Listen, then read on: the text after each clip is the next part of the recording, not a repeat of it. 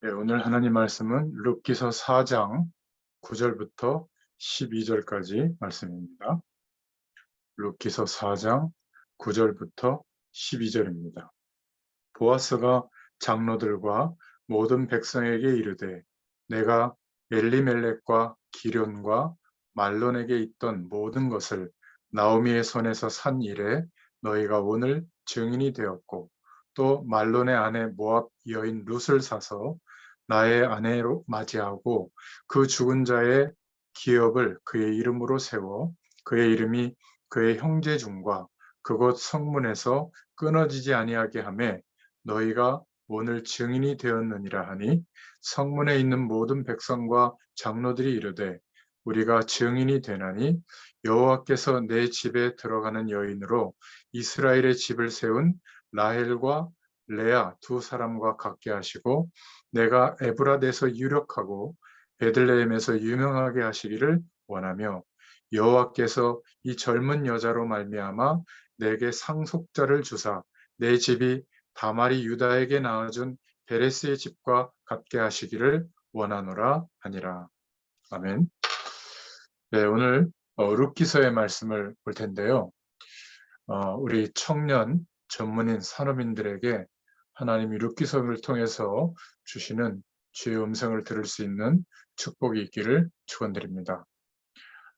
올 한 해 돌이켜보면 우리 주위에 사람 관계 또 가족 등 많은 어려움이 어, 아마 있었을 겁니다.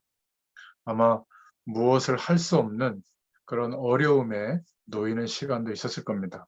그래서 올 한 해 하나님이 주의 말씀을 묵상할 수 있는 묵상의 시대를 열 수 있는 그런 답을 우리에게 주셨죠. 결국 돌이켜 볼 때 우리의 능력과 수준이 아직도 복음을 알기 전 과거 그대로 있는 부분이 발견되지 않았습니까? 그런 부분들은 아무 걱정하지 말고 영원한 하나님의 축복을 우리가 바라고 기대하고 그 응답을 누리면서 과감하게 버릴 수 있기를 축원드립니다. 우리는 나의 수준이 아니라 하나님의 수준으로 살도록 그리스도로 말미암아 축복해 주셨죠. 그래서 가장 큰 묵상에 대한 답이 내가 지금 하나님이 원하시는 인생으로 가는 것보다 뭔가 틀리게 생각하고 있구나. 나의 경험, 나의 틀 안에서만 가고 있구나. 이게 발견된다면 큰 응답을 받은 겁니다. 그래서 영원한 하나님의 축복을 기대하고 이 묵상의 비밀을 가지고 매일 인도받게 되면 예배가 회복이 되죠. 은혜 받게 됩니다.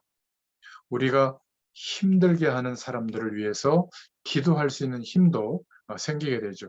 사람들은 전부 다 자기의 의견이 옳다고 생각하고 살아가지만 우리는 하나님의 말씀을 언약으로 믿는 그런 축복을 받은 사람들이죠.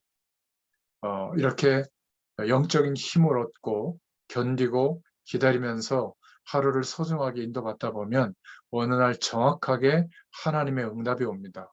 아무것도 없어도 되고요. 어려움이 와도 거기에서부터 영적으로 하늘 보좌의 능력을 무한하게 누려서 사람을 살릴 수 있도록 하나님이 우리를 축복하시는 것을 경험하게 될 줄로 믿습니다. 그런데 대다수의 사람들이 이 속으로 안 가고 있습니다. 우리는 믿음으로, 기도로 하나님의 자녀라면 누구나 할 수 있는 그런 축복을 우리에게 허락해 주셨죠. 천국 배경이 우리의 것인데 우리가 거지처럼 살고 있다면 너무 안타까운 것이죠. 대부분 나를 살리는 영적인 세계에 대해서는 관심이 없으니까 아무리 노력해도 나라고 하는 인생이 유지되지 못하는 겁니다. 살기 힘들어서 몸부림치다 보니까 가룟 유다처럼 유대인 수준처럼 적극적 사고방식의 흐름을 따라 최선을 다하지만 항상 어려움과 재앙이 계속되고 있죠. 우리는 응답을 받을 수 없는 그런 자리에 세상 배경 속에서만 우리의 인생을 몸부림치고 있구나. 틀린 기도를 하고 있구나. 이것을 깨달을 수 있도록 하나님이 은혜를 주시는 겁니다. 우리는 여기에서 하나님의 나라의 일을 이룰 수 있도록 우리의 기도를 하나님께서 바꿔주시고 있습니다. 특히 코로나 기간 동안에, 이 3년의 기간 동안에 하나님께서 영적으로 이런 근본적인 은혜를 우리에게 주셨죠. 이제 성경 66권을 복음의 눈을 가지고 말씀을 정리하면서 통독할 수 있는 기회를 또 우리에게 주셨는데요. 여러분이 이 축복을 꼭 누릴 수 있기를 바랍니다. 지난주 사사기에 이어서 이제 오늘 룻기서를 볼 텐데요. 이 룻기서의 전체 제목은 하나님의 계획과 운명이 바뀌는 순간이라는 제목으로 우리가 말씀을 보시면 정확하게 볼 수 있게 될 줄로 믿습니다. 이 룻기는 구약성경, 신약성경 66권 중에 여성의 이름을 제목으로 삼은 성경이 2권이 있는데 바로 룻기서와 에스더서죠. 350년 동안 14명의 사사들이 통치할 때 7번이나 계속 말씀을 놓치고 우상 숭배하다가 하나님이 회개를 요청할 때 그러지 않으면 전쟁이 일어나고 기근이 들 때 또 회개하면 사사들을 세워서 다시 하나님의 말씀의 언약을 회복시키는 이 사이클이 7번이나 반복되는 그 배경 속에 룻기가 있는 겁니다. 그래서 한 사명자의 가정을 들어서 하나님의 약속이 이루어지는 땅에서 정착하고 살아가는 그 약속. 그러면서 하나님의 약속이 그 집안의 생명의 씨의 언약으로 계속 전달이 돼서 이제 예수님이 오실 그 시기까지 하나님의 약속이 전달되도록 하시는, 오실 메시아에 대한 약속을 붙잡도록 하시는 그 내용이 룻기서의 배경이고요. 또 하나는 아무도 대적의 민족이었던 이 모압 족속에 대해서 선교에 대한 생각을 하지 않았는데 하나님은 그 땅도 하나님의 복음을 받아야 될 땅이라고 하는 메시지를 주시는 거죠. 그 모압 족속 중에 룻이라고 하는 인물을 준비해서 이스라엘 백성들이 사사 시대에 350년 동안 결국 사사기의 결론적으로 마지막 구절이 뭐였죠? 각자 자기의 소견대로 행하였더라. 그럴 때 언약을 회복하는 이 축복을 룻을 통하여 하나님이 회복시키는 것을 보게 됩니다. 그래서 주요 등장인물은 나오미와 시어머니죠. 그리고 룻, 며느리, 그리고 보아스라는 인물이 나옵니다. 이 보아스는 기업 물을 자로서의 의무를 감당하는데 우리는 인생을 살아가고 세상을 살아갈 때 하나님의 말씀의 약속이 이루어지는 풍습 속에 있는 게 아니라 추석이나 구정이나 여러 가지 우리가 살아가는 생활 풍습이 하나님의 말씀의 언약과는 관계가 없는데 이스라엘은 절기를 지키는 것, 삶을 살아가는 모든 풍습이 하나님의 언약, 오실 메시아의 약속을 붙잡을 수 있도록 그렇게 하나님이 지키도록 말씀하셨거든요. 그래서 이 기업 물을 자의 의미가 뭐냐면 중요한 사명자의 집안에 장자의 씨를 타고 생명의 축복이 전달되어져야 되는데 장자가 예를 들어서 아이를 못 낳았다. 그러면 둘째 동생이 첫째 형님의 부인과 잠자리를 해서라도 아이를 낳으면 둘째 동생의 아이가 되는 게 아니라 첫째 장자의 그 씨가 되는 거죠. 생명의 씨가 이어지는 그런 약속을 붙잡도록 하는 제도가 있었어요. 창세기에도 보면 아들들이 아이를 낳지 못했을 때 그 며느리 중에 한 명이었던 다말이 시아버지가 이렇게 자기 아들하고 결혼해서 이렇게 아이를 낳도록 그렇게 죽을까봐 자꾸 죽거든요. 그래 안 해주니까 너 고향으로 가 있어라. 그랬을 때 고향에서 기다리고 있다가 시아버지가 그 근처로 왔을 때 기생복장을 하고 시아버지와 잠자리를 하고 아이를 낳습니다. 황당한 일이죠, 우리가 볼 때는. 그런데 기업 물을 자의 의무라고 볼 때는 이 며느리 다말이 유다가 하나님의 언약을 시시하게 생각했을 때 시아버지와 잠자리를 해서 그 언약의 대를 이어가는 아이를 낳게 된 겁니다. 그때 시아버지는 마을 사람들 앞에서 며느리를 내놓고 현숙하고 지혜 있는 여인이다. 나보다 더 낫다. 하나님의 약속을 상기시키고 이런 하나님의 축복이 전달되도록 했다. 이래서 그 시아버지와 다말에게서 낳은 아이가 바로 베레스거든요. 그 베레스가 바로 메시아의 족복 속에 들어옵니다. 오늘 이 보아스도 이 지금 엘리멜렉과 시아버지와 그 두 아들 말론과 기련이 이제 모압 땅에 가게 됐는데 거기에서 하나님의 언약을 놓친 결과로 죽게 됩니다.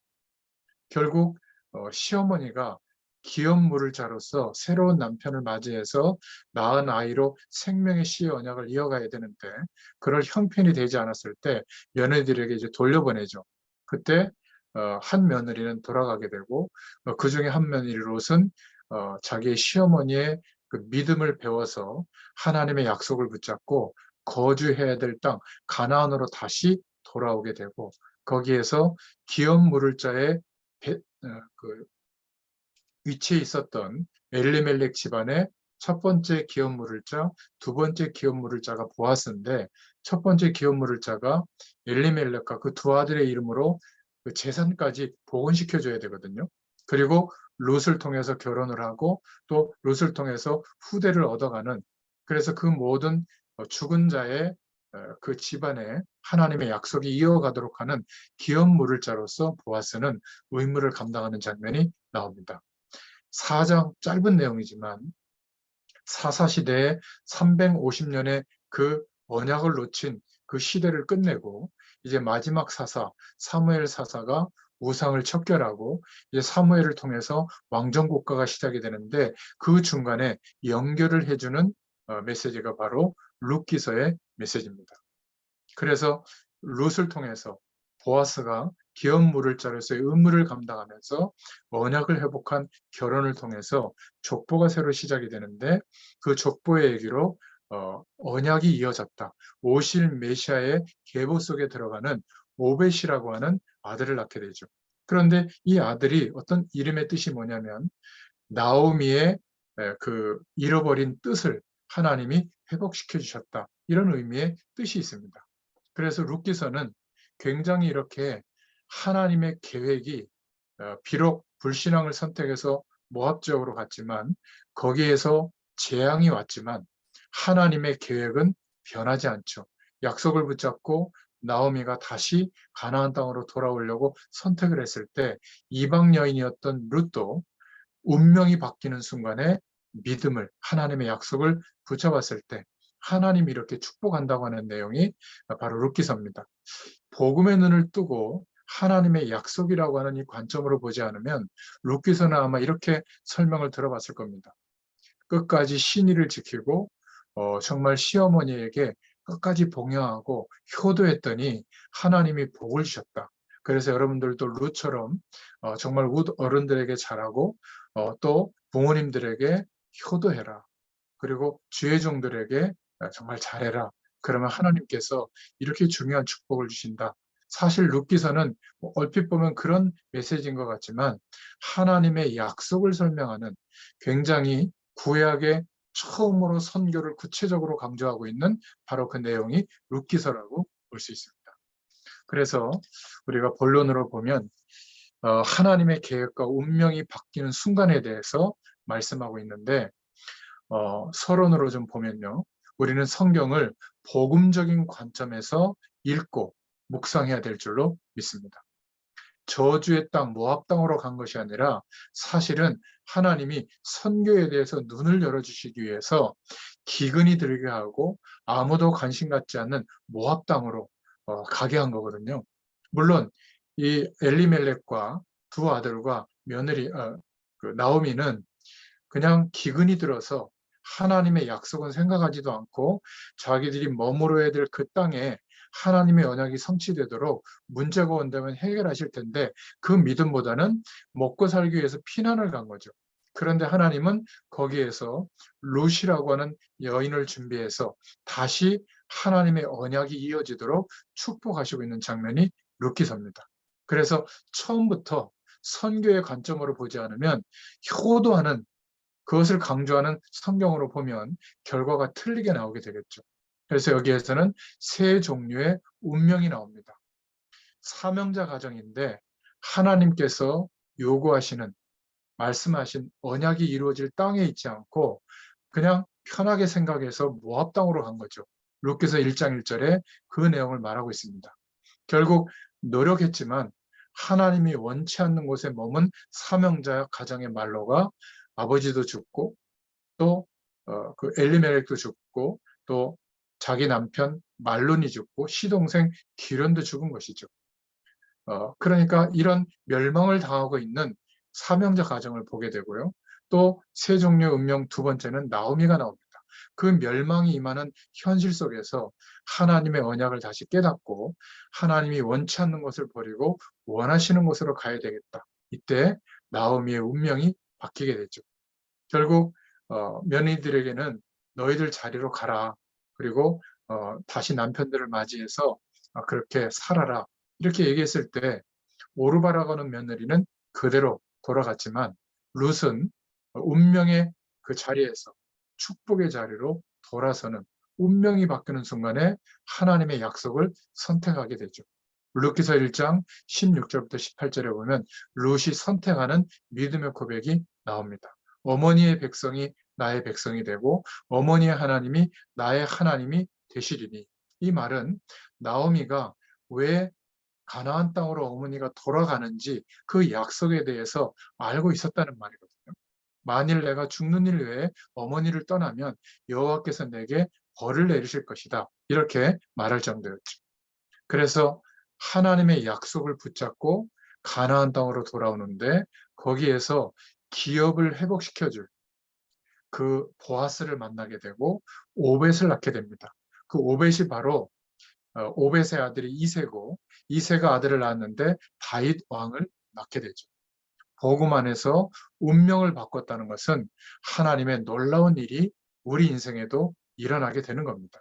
우리도 모압 족속처럼 이방 민족 중에 하나였지 않았습니까?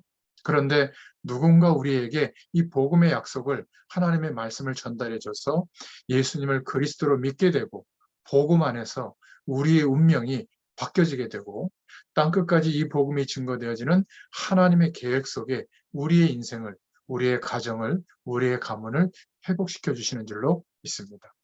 언약 가문의 모든 것을 회복하는 말씀이 바로 룻기서고요. 하나님의 약속이 이루어지는 땅에서 하나님의 계획이 시작되어지는 것이 바로 룻기서입니다. 우리의 언약의 땅은 뭐죠? 하나님이 우리를 통해서 약속하신 것을 이루실 그 방향, 세계 복음화의 방향 속에 우리의 오늘이 있다면 하나님께서는 우리의 오늘이 가장 중요한 언약 성취의 도구가 되도록 축복의 문을 여실 줄로 믿습니다. 거기에서 믿음의 후대 다윗이라는 큰 인물이 그 가문 속에서 나오게 된 거죠.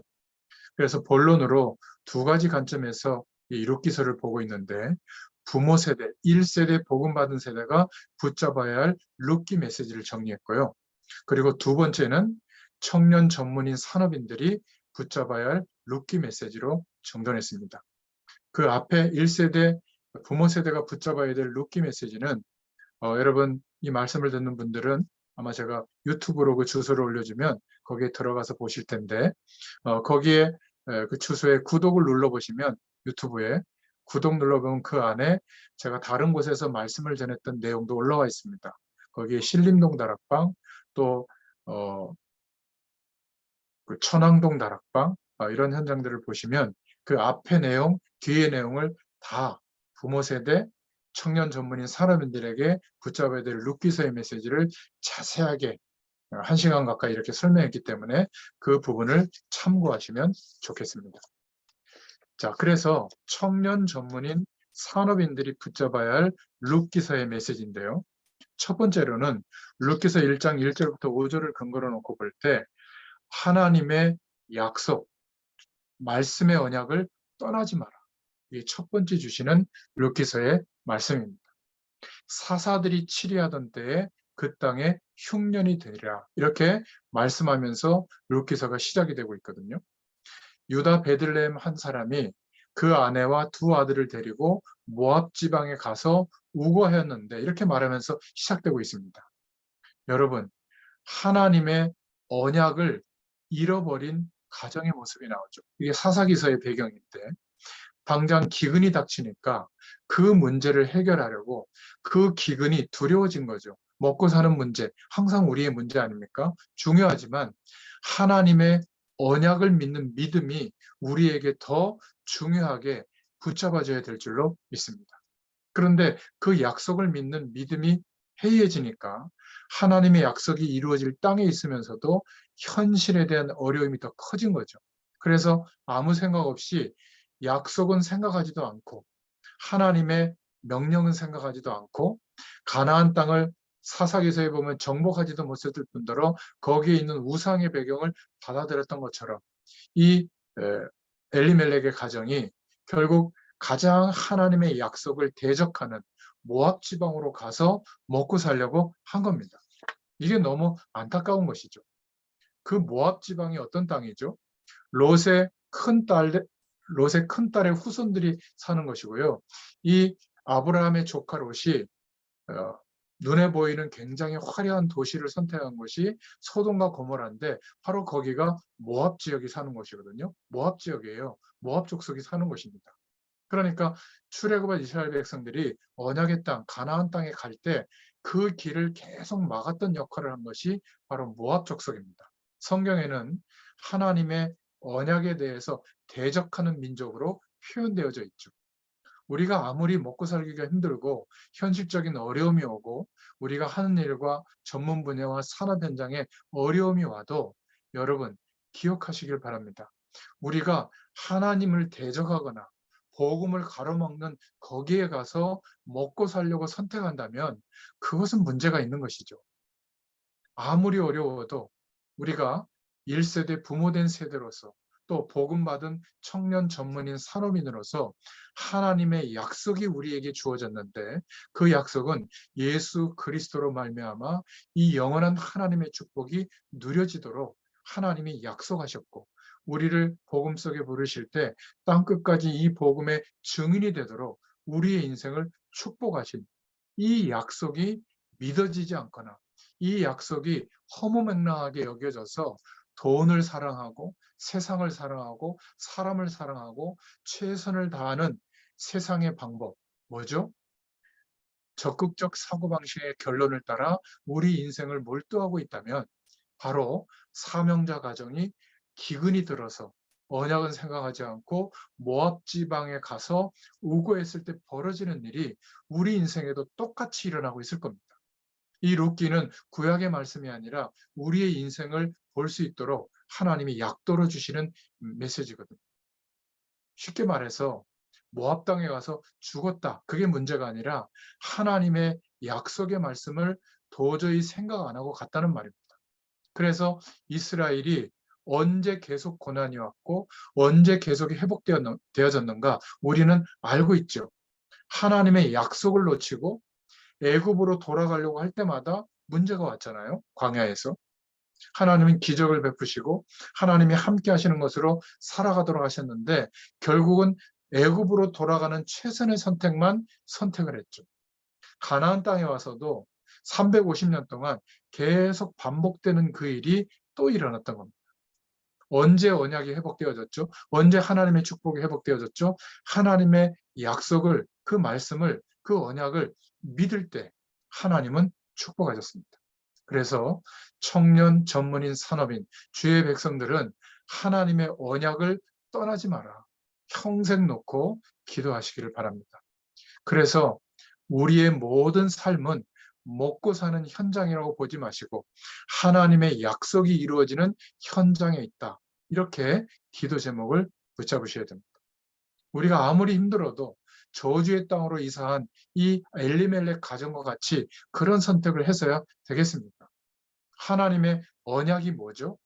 창세기 3장에 하나님을 떠남으로 하나님의 약속을 잃어버리고 사단이 제시한 인생의 기준, 선악과 먹으면 눈이 밝아지고 하나님처럼 되고 선과 악을 알게 되는 그것이 우리 인생의 기준이 돼버리면 세상의 적극적 사고방식의 노력으로 최선을 다했을 때 성공하고 행복해지고 잘 살게 되는 그건 좋은 것인데 그게 우리의 목적이 되면 또 창세기 3장에 벌어진 하나님을 떠나서 사는 인생의 결과가 오게 되는 겁니다. 인간의 근본 문제가 해결되는 것이 바로 하나님이 주신 언약이죠. 그리스도를 말합니다. 왜 이스라엘 백성이 중요하냐면 모든 민족을 회복시키시려고 대표적으로 한 민족을 선택했는데 이스라엘에게 이 언약을 주신 겁니다. 말씀을 주신 거죠. 이스라엘 가운데 메시아를 보내기로 계획하셨고 그 이스라엘이 정착하는 곳, 바로 메시아 오실 땅에 정착하는 곳에 메시아가 오시는 겁니다. 거기에서부터 땅끝까지 이 복음이 증거되어지도록 약속해 주신 것이죠. 그렇다면 지금의 영적 이스라엘은 누구인가?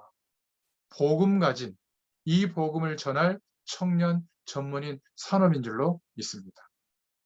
자, 두 번째 룻기서를 통해서 주시는 청년 전문인에게 주신 메시지는 룻기서 1장 6절부터 14절에 우리의 모든 삶이, 특별히 공부하고 일하고 산업 현장에서 몰두하는 사명을 감당하는 그 모든 것들이 복음 현장이 되어야 될 줄로 믿습니다. 14절에 보면 그들이 소리를 높여 다시 울더니 오르바는 그 시모에게 입맞추되 룻은 그를 붙쫓았더라. 이 붙쫓았다는 말은 인간이 하나님을 따라갔다는 말이거든요. 하나님의 약속을 따라갔다. 이렇게 할 때 붙쫓았다. 이렇게 표현을 한다고 그래요. 나오미와 룻이 모압 땅에서 베들레헴으로 돌아오는데 언약이 없었던 오르바는 따라오지 않습니다. 룻기서 1장 15절에 보면.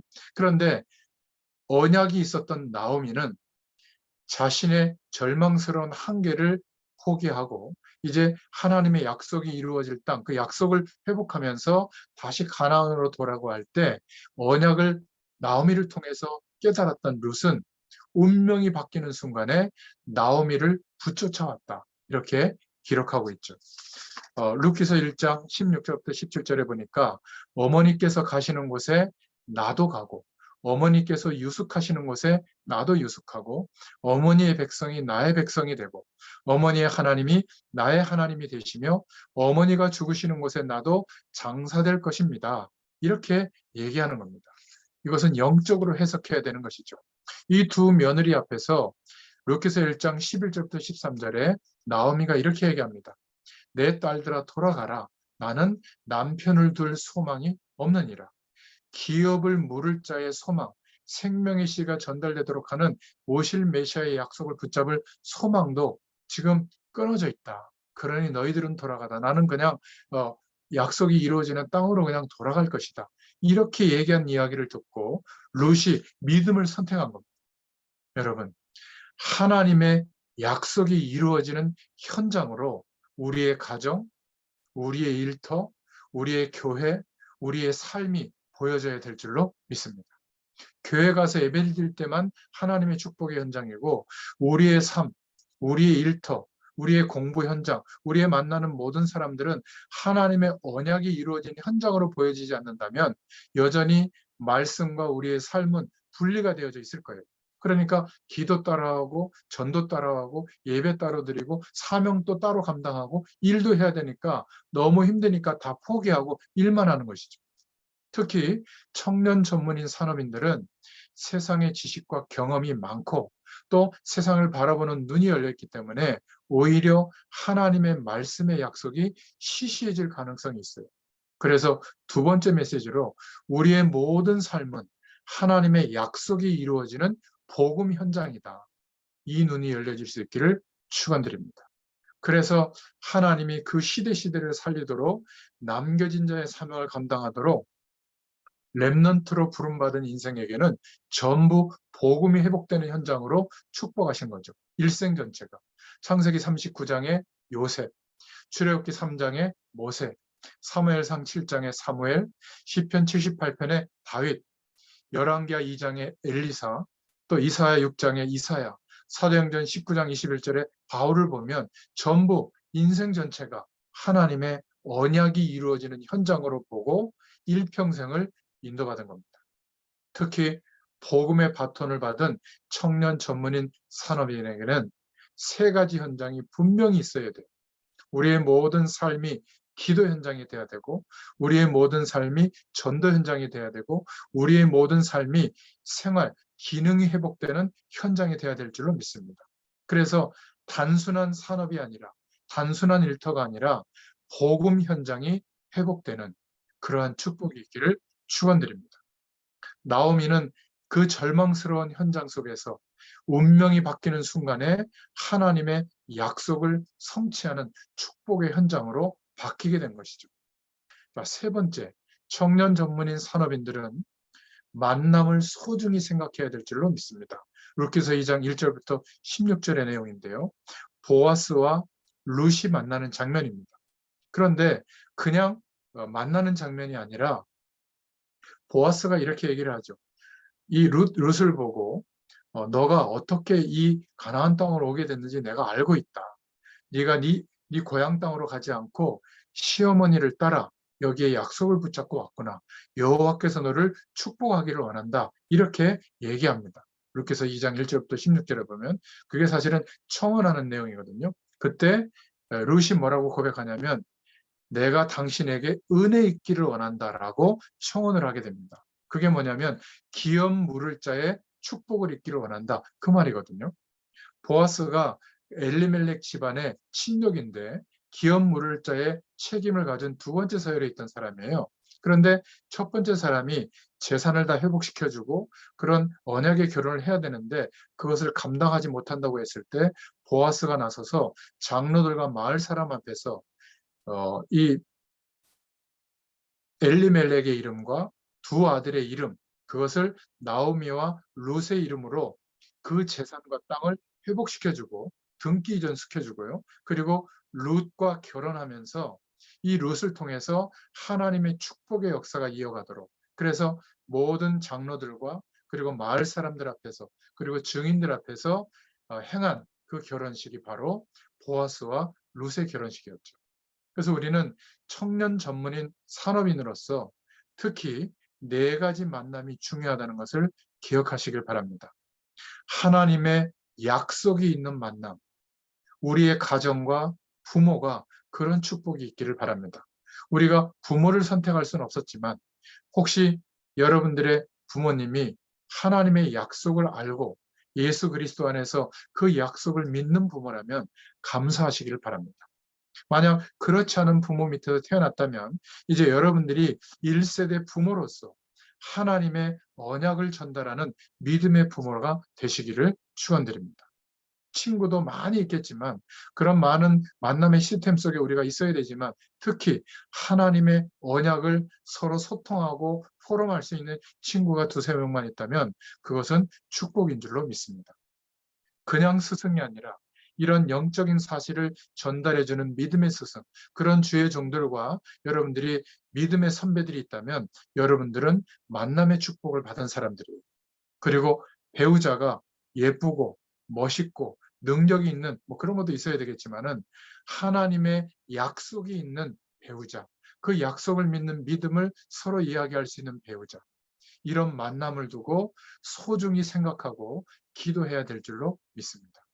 복음 안에서 이 만남을 축복을 누릴 때 우리의 소중한 삶이 하나님의 계획 속에서 매일매일 응답하시고 축복하실 줄로 믿습니다. 네 번째로 룻기서 4장 1절부터 12절을 통해서 우리 청년 전문인 산업인은 결혼을 중요시해야 된다. 하나님이 주시는 메시지입니다. 보아스와 룻이 결혼한 것처럼 12절에 보면 4장 12절에 여호와께서 이 소년 여자로 내게 후사를 주사 내 집으로 다말이 유다에게 낳아준 베레스의 집과 같게 하시기를 원하노라. 그러니까 기업 물을 자의 축복이 이 가정에 전달되어져서 다말을 통해서 시아버지 유다에게서 아들을 낳았는데 메시아의 족보 속에 들어간 베레스의 집과 같게 하기를 원하노라. 이렇게 축복하는 장면이 나옵니다. 이 보아스와 룻의 결혼은 단순히 우리가 생각할 때 먹고 사는 문제를 해결하는 결혼, 부자를 만나서 행복한 삶이 보장되는 결혼, 외모가 아름답고 또 외모가 훌륭한 사람들이 만나는 그런 만남, 그런 단순한 행복을 말하는 결혼이 아닙니다.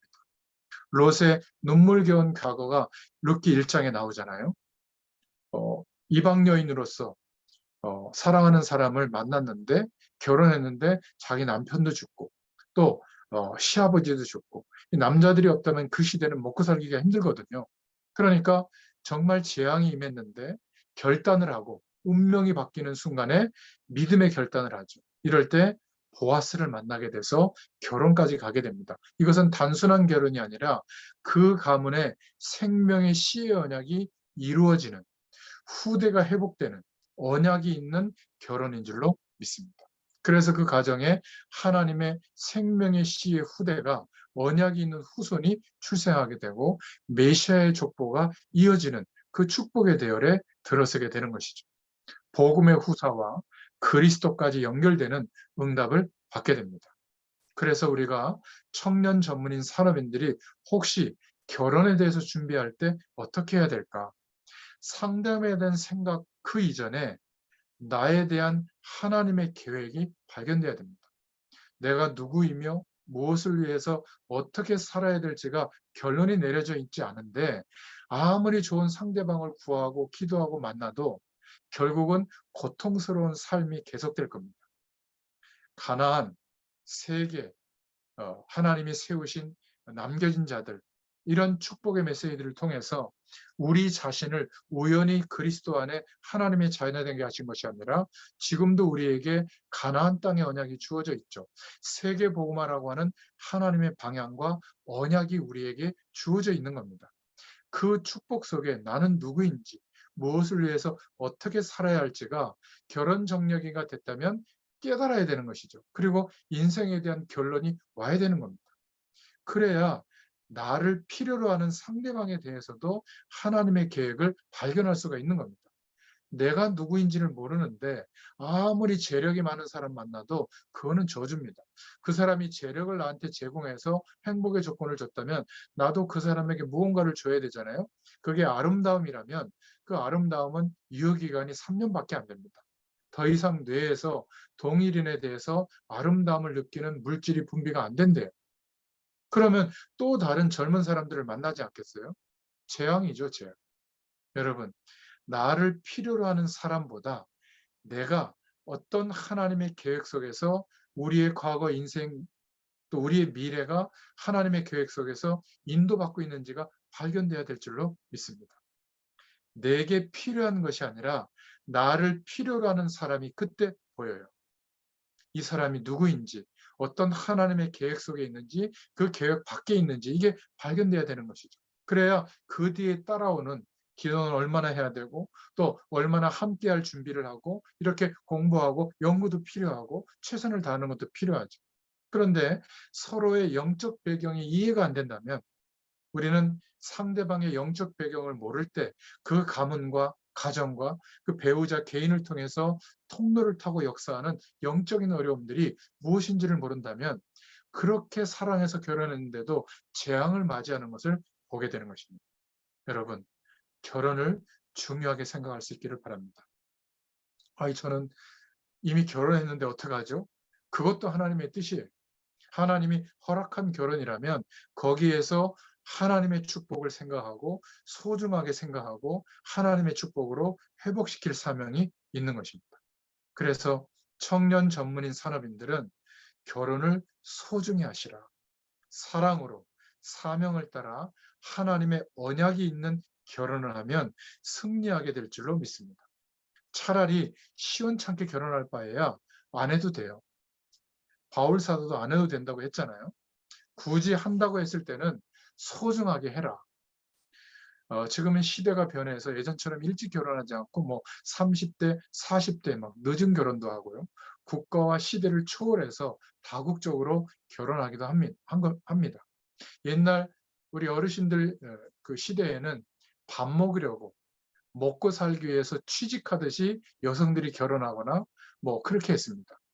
그러니까 돈 버는 게 귀찮으니까 사회활동이 귀찮으니까 시집 가면 되겠지. 그것보다 확실한 취직이 없으니까. 그런데 지금은 그렇지 않잖아요. 똑같이 공부해서 똑같이 전문성을 가지고 똑같이 산업 현장에서 일하고 있지 않습니까? 그런데 결혼을 구시대의 부모님의 기준으로 하면 되겠습니까? 살다 보면 아무리 좋은 사람 만나도 마음대로 되지 않는 게 결혼 생활입니다. 우리 복음 가진 청년, 전문인, 산업인들은 영적인 축복 안에서 공부하시길 바랍니다. 먼저 상대방을 찾지 말고 그리스도 안에서 나를 찾기를 바랍니다.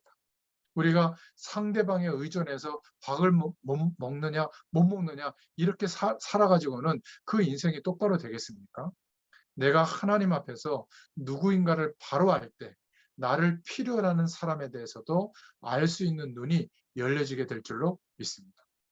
좀 잘해준다고 감동받아서 넘어가지 말고 꼭 기억하세요. 하나님이 분명히 계획을 가지고 우리 인생을 인도하고 있어요. 들풀도 이유를 갖고 계시는데 그리스도 안에서 부르심을 받은 우리에게 하나님의 이유가 어찌 없겠습니까?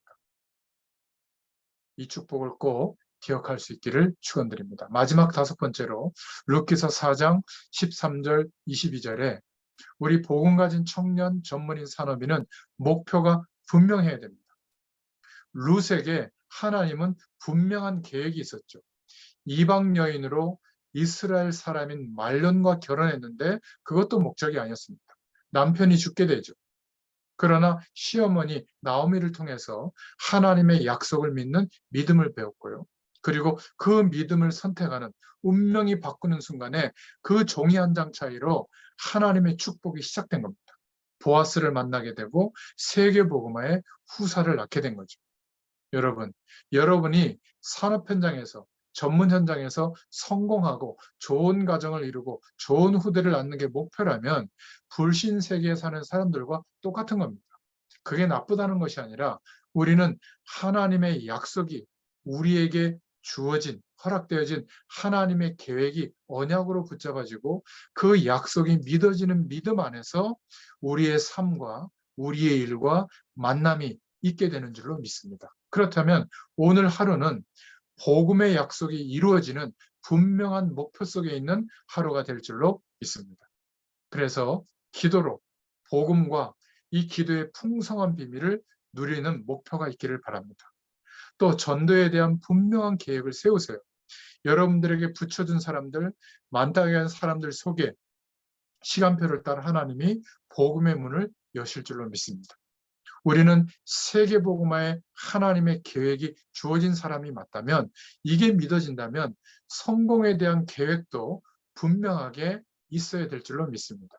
우리의 하는 일, 우리의 인생을 전문화시키고 세계 사람들과 소통될 수 있도록 세계화시키고 그것이 복음의 도구가 되도록 복음화하는 성공의 계획을 가져야 될 줄로 믿습니다. 절대로 낙심하지 말고 시작하시면 돼요. 하나님은 세계 복음화 되어지도록 지금도 모든 것을 움직이고 있습니다. 세계사와 교회사가 그 사실을 증거하고 있죠.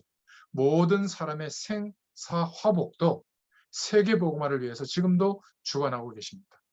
여러분, 내 자신에 대한 하나님의 계획도 이 세계 복음화의 이 방향 속에서 발견될 수 있는 줄로 믿습니다. 자, 오늘 결론입니다. 그냥 말씀만 듣고 끝나지 마시고 아브라함이 그냥 아들을 데리고 제사 지내러 갔다면 큰일 난 거죠. 그런데 이 아브라함은 피제사 드리러 번제를 드리러 가는데 아들을 번제로 드리라고 하는 그 약속을 믿고 진짜 드리려고 한 겁니다. 종이 말릴까 봐 이 산 밑에서 기다려라. 아브라함이 진짜 하려고 했거든요. 또 아들이 매년 번제 드릴 어린 양을 데리고 왔는데 이번에 번제 드릴 어린 양은 어디 있습니까? 번제물 어디 있습니까? 이렇게 물었을 때 하나님께서 우리를 위하여 당신이 친히 준비하실 것이다. 이런 신앙 고백을 하죠. 정말 하나님의 약속을 지키려고 했던 겁니다. 우리가 하나님의 말씀을 받을 때마다 하나님의 약속을 믿는 믿음이 중요한 줄로 믿습니다. 돌아오는 주일이 성탄주일인데 여러분 성탄절에 기쁘고 즐겁다. 그것은 성탄의 의미를 모르는 것이죠. 진짜 성탄의 의미는 예수 그리스도로 말미암아 우리에게 허락되어진 이 영원한 생명의 축복이 우리에게 실제가 되게 하시고 이 축복의 증인으로 땅끝까지 전달되어지도록 우리 인생을 축복하시려고 이 땅에 오신 그리스도의 그 축복과 의미를 회복하는 것이 중요합니다. 그래서 연말연초에 우리는 하나님의 약속을 믿는 믿음으로 우리의 인생이 완전히 운명이 바뀌는 이런 믿음의 고백으로 시작할 수 있기를 축원드립니다. 그래서 우리의 과거와 가문과 인생에서 벗어나는 결단을 내려야 될 줄로 믿습니다. 두 번째 결론은 오늘을 우리가 살고 있기 때문에 우리는 오늘이 하나님의 언약 속에 있는 오늘이라고 믿을 때 하나님의 성공의 축복이 우리에게 나타날 줄로 믿습니다. 그래서 시간도 허투루 쓰지 말고 시간에 대한 결단도 내려야 되고요. 경제를 쓰는 결단도 내리시기 바랍니다. 안 그러면 나중에 비참하게 돼요. 내 수입의 10분의 10을 다 쓰고 모자라서 카드 빚을 내서 쓰지 말고 우리의 작은 물질이라도 하나님이 축복하시면 교회와 선교를 위한 전도를 위한 경제도 있고요. 그 안에. 그리고 또 전도자들을 후원하고 돕는 경제도 있고 다음 세대 렘넌트들을 세우는 경제도 있습니다. 그리고 나를 위한 경제도 있는데 이것이 줄어들지 않고 하나님이 축복하시면 계속 늘어나게 될 줄로 믿습니다. 이게 성경적인 경제예요. 경제를 쓰는 결단도 내려야 됩니다. 그리고 우리의 삶의 규모도 하나님의 약속을 믿는 믿음 안에서 하나님의 축복을 누리는 그런 결단이 있기를 축원드립니다. 우리의 모든 삶이 이 복음이 땅끝까지 전달되어지도록 하시는 복음화 운동에 우리의 남겨진 생애가 드려질 수 있기를 축원드립니다. 대부분 보면 사람들이 자기의 틀에서 못 벗어나고 있어요. 적극적 사고방식의 흐름 속에서 못 벗어나고 있어요. 불교 이론처럼 세상과 담을 쌓는 것은 성경에 대한 답이 아니에요.